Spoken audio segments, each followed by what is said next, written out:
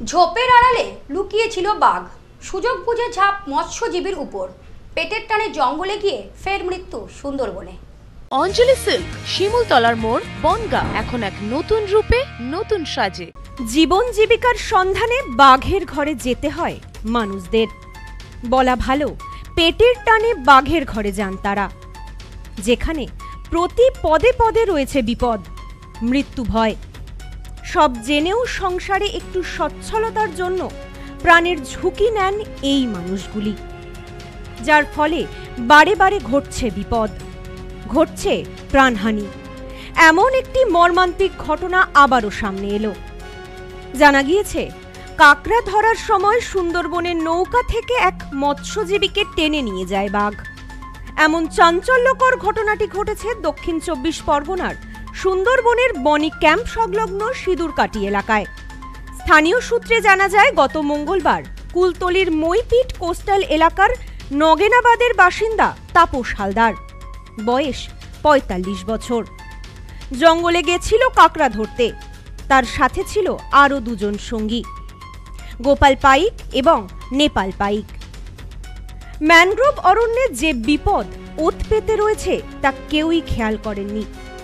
দুই সঙ্গী জলে নেমে কাঁকড়া ধরছিলেন, নৌকায় একাই বসেছিলেন তাপস। অতর্কিতভাবে একটি বাঘ জঙ্গল থেকে বেরিয়ে তার উপর ঝাঁপিয়ে পড়ে। মুহূর্তের মধ্যে তাকে টেনে নিয়ে যায় জঙ্গলের মধ্যে।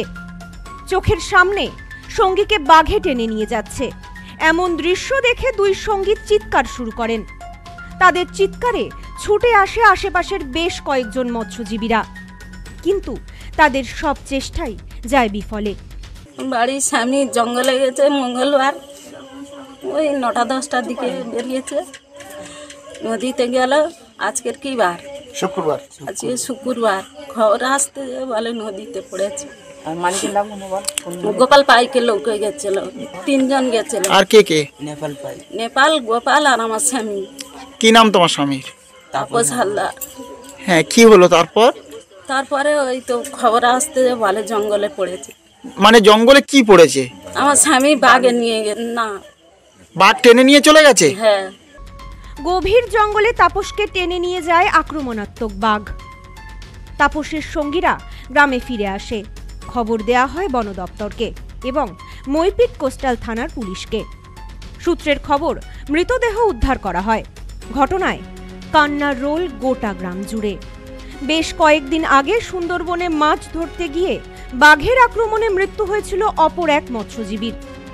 আবারও এই ঘটনায় স্বাভাবিকভাবে শোকের ছায়া নেমে এসেছে।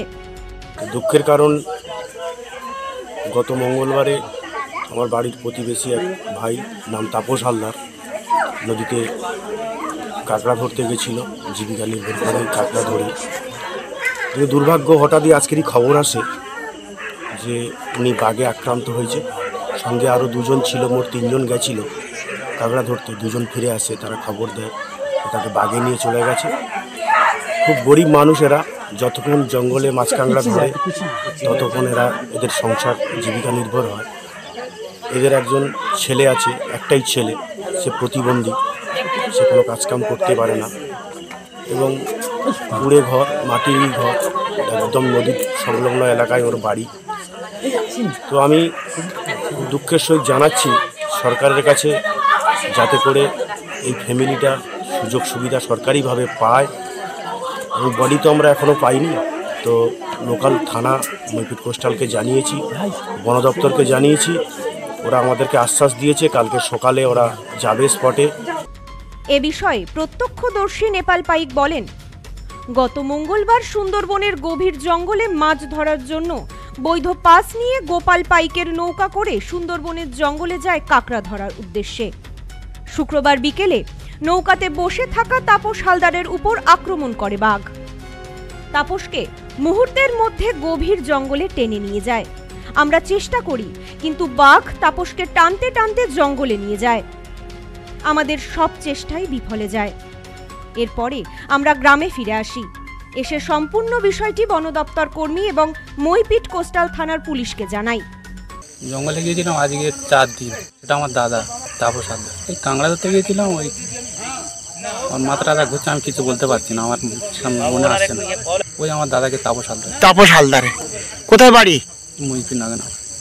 Bureau report, news no man's land, Sundarban. Sampriti guest house hotel and restaurant, সমস্ত আধুনিক সুবিধাযুক্ত AC double bedroom, standard double bedroom, twin bedroom, deluxe double bedroom. আমাদের হোটেলেই রয়েছে বাঙালির খাবার সহ মাল্টি কুইজিন রেস্টুরেন্ট। শহরের মধ্যে অথচ সম্পূর্ণ নিরাপদ পরিবেশে থাকা খাওয়ার একমাত্র ঠিকানা Sampriti guest house hotel and restaurant, Chakdah road, টবাজার, বনগাঁ। ফোন 03215257603।